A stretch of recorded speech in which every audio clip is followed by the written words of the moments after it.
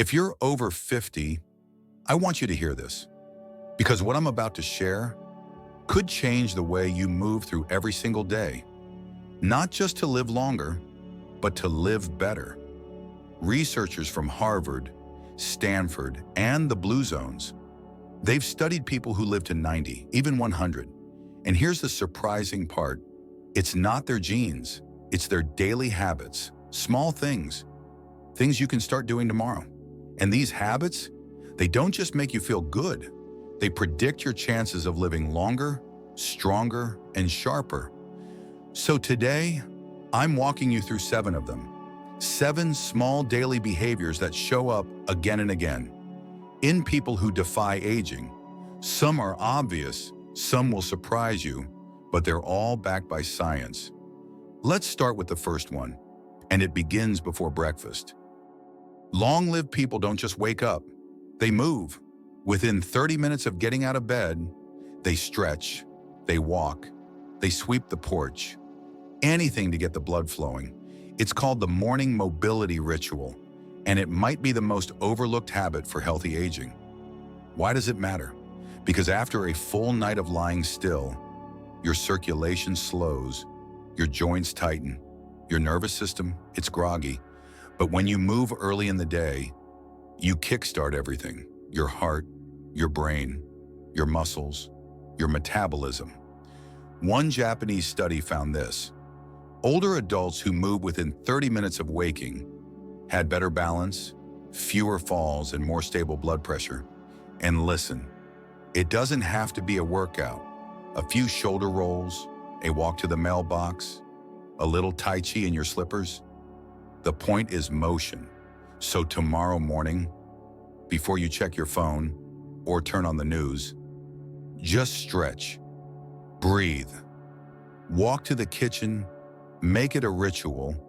Your body will remember it, your brain will reward you, and your future self will thank you for it. Let's talk about protein. Most people think protein is just for bodybuilders or gym rats. But if you're over 60, protein becomes something way more important. It becomes your lifeline for strength, balance, and independence. After age 50, your body starts losing muscle. It's called sarcopenia, and unless you're actively fighting it, you could lose up to 30% of your muscle mass by the time you hit 80. That means more falls, less mobility, slower recovery. But there's good news. Studies show that increasing your daily protein intake, especially at breakfast, can slow or even reverse this loss. One study in the American Journal of Clinical Nutrition found that seniors who ate at least 1.2 grams of protein per kilogram of body weight had significantly better physical performance. Translation: more protein equals more strength equals more years living on your own terms. And it doesn't have to be complicated. Eggs, Greek yogurt, lentils, chicken, salmon, even protein shakes. The key is consistency. Aim for 20 to 30 grams per meal, especially in the morning. That's when your body's most ready to use it for muscle repair and energy. So if you're still skipping breakfast or eating just toast and jam, it might be time to rethink your morning routine, because every decade after 50, your body needs more protein, not less. Prioritize it. Your muscles will thank you. So will your balance, and so will your independence. Let me ask you a quick question. How many hours do you spend sitting each day? Be honest. Between meals, reading, watching TV, scrolling your phone, the hours add up fast. And here's what most people don't realize. The human body wasn't designed to sit for 8 hours a day, especially not as we get older. Studies show that older adults who sit for more than 6 hours a day have a significantly higher risk of cardiovascular disease, insulin resistance, and even cognitive decline. It's not just about burning calories or avoiding weight gain. It's about circulation, it's about blood sugar, it's about brain health. Standing, and even better, light movement, keeps your body's systems active.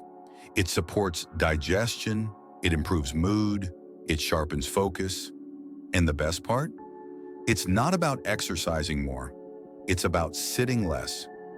Here's a simple rule that's changed lives. For every hour you sit, aim to stand or move for 5 minutes. Walk to the kitchen, stretch your legs, step outside and breathe. People over 65 who stand and move more than 4 hours a day have measurably better health outcomes than those who don't. And remember, this isn't about hitting 10,000 steps.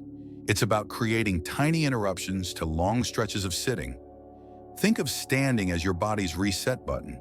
Your heart starts working more efficiently, your brain wakes up, your joints stay flexible. So next time you settle into your chair for another hour of TV, set a reminder. Take a lap around the house. Do a few shoulder rolls. Standing more than you sit isn't a trend. It's a longevity strategy. And the sooner you start it, the more years your body will thank you for. You want to live longer? Stay connected. It's that simple. And science backs it up over and over again. People who maintain daily social contact, whether it's a quick chat with a neighbor or a call with a friend, live longer, get sick less often, and stay mentally sharper as they age. And no, we're not talking about big dinner parties or Facebook likes. We're talking about micro-social moments, small daily doses of connection that remind your brain, I belong, I matter, I'm not alone. You see, loneliness is now considered as harmful to your health as smoking 15 cigarettes a day. Let that sink in. Social isolation raises your risk of heart disease, stroke, depression, and even dementia. But here's the beautiful part. You can change this today. You can text a family member. You can wave to the mail carrier. You can strike up a short conversation with the person at the grocery checkout. It doesn't have to be long. It just has to be real. In fact, studies show that even 3 minutes of meaningful interaction can boost your mood and reduce stress hormones in your body. And if you're someone who lives alone or finds it hard to connect these days, start small. Join a walking group. Take a class. Volunteer once a week. Even calling a friend while folding laundry counts. Your brain is wired for connection. Your body thrives on it. And your future self will thank you for the effort. So don't wait for the big birthday party. Create your own tiny moments of connection every single day. They add up, and they protect your health in ways no pill ever could. If there's one simple habit that shows up again and again in people who live past 90, it's this. They take a walk after dinner. Not a power walk, not a workout. Just a gentle stroll around the block after the evening meal. And here's why it matters. When you move your body after eating, especially in the evening, you help your body do its job. You improve digestion, you lower your blood sugar, you reduce inflammation, and you sleep better. One study published in Diabetes Care showed that just a 15-minute walk after dinner significantly lowered blood glucose levels in older adults. That means less insulin resistance, less fat storage, and more steady energy the next morning. And let's not forget the mental health bonus. That quiet time in the evening, it clears your head. It helps you unwind. It transitions you into a calmer, more restful state. And if you walk with someone else, even better. You get connection, movement, and relaxation all in one go. The best part? It's easy to do. No special clothes, no gym, just shoes and a sidewalk, or a hallway if it's raining. Start small, even 5 minutes counts. Walk to the end of the driveway, take a lap around the garden, stretch your legs after loading the dishwasher. It's not about the distance, it's about telling your body, we're not done yet. We're still moving. We still care. The post-dinner walk might feel simple, but over the course of a year, it's one of the most powerful habits you can adopt. And the science is clear. Those who move after meals age better. Now this next one might sound a little extreme, but stay with me. It's called the cold water finish, and it's showing up more and more in people who age well, especially those who stay sharp, energetic, and resilient well into their 80s and 90s. Here's how it works. You take your regular warm shower, and then, at the very end, You turn the water to cold for 15 to 30 seconds. That's it. This small habit triggers a powerful response in your body.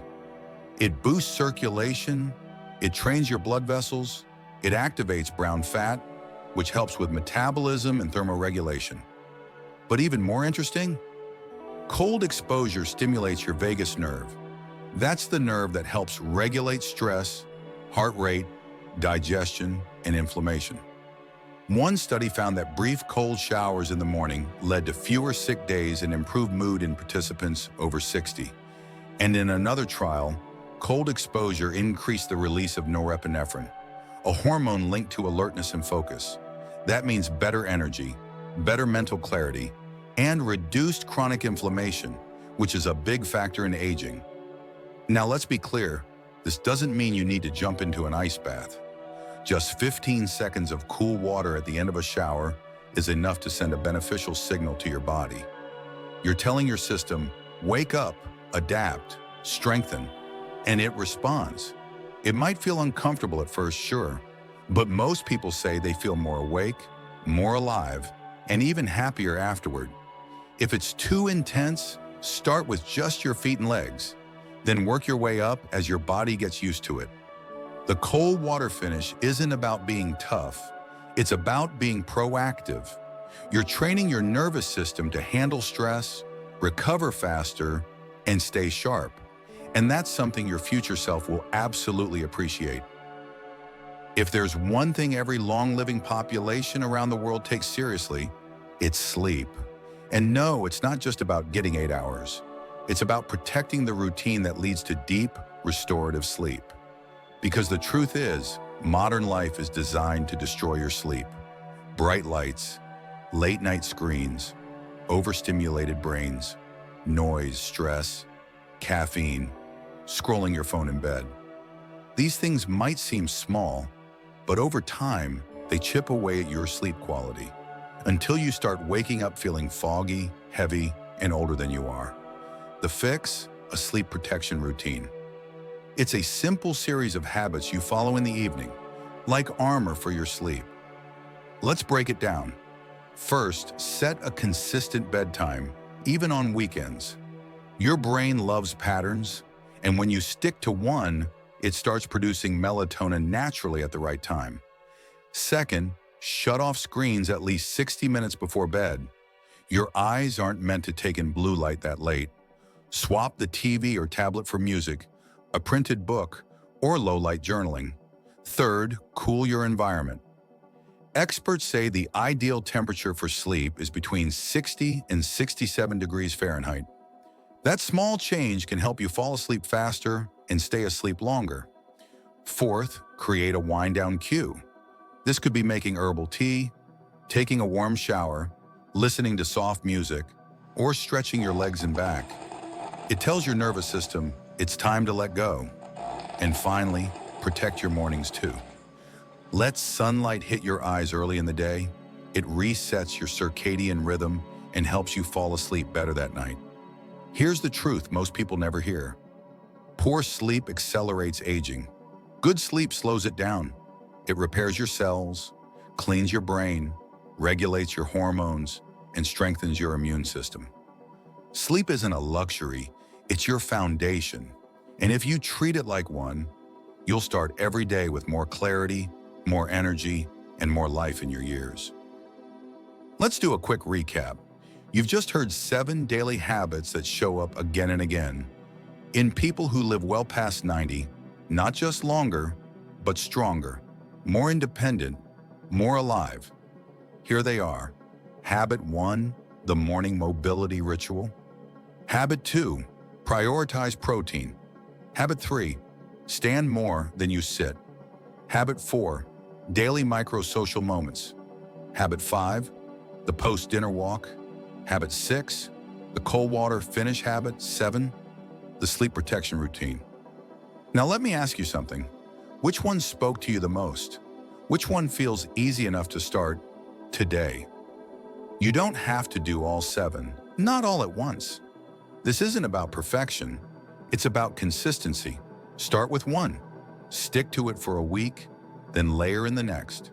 And before you know it, these habits become your lifestyle. And that's how real change happens. Not with hacks or heroics, but with tiny daily actions that add up over time. So here's your challenge. Pick your habit, commit to it, and come back next week for another episode of the Longevia Life Podcast. Because your health isn't just about today, it's about stacking the odds in your favor. One day, one choice, one habit at a time. And if this episode resonated with you, share it with someone you love. Help them add more healthy years to their life too. Until next time, be well, stay curious, and keep choosing the habits that help you thrive.